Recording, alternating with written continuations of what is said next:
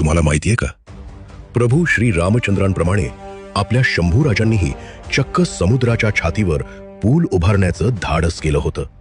विषय होता जंजिरा किल्ला. अवाढव्य समुद्र आणि सिद्धीचा माज.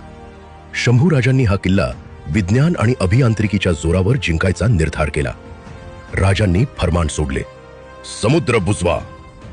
जवळपास 800 मीटर लांबीचा दगडी पूल समुद्रात उभारण्याचं काम सुरू झाले. अफाट समुद्र आणि सिद्धीचा सतत तोफमार. तरीही बांधकाम थांबलं नाही. मराठ्यांचा पूल जसा तयार होऊ लागला तसा सिद्धीच्या मनात भीती निर्माण झाली. जंजिरा मराठ्यांच्या हातात पडणार इतक्यात औरंगजेबाने कूटनीतीचा डाव खेळला.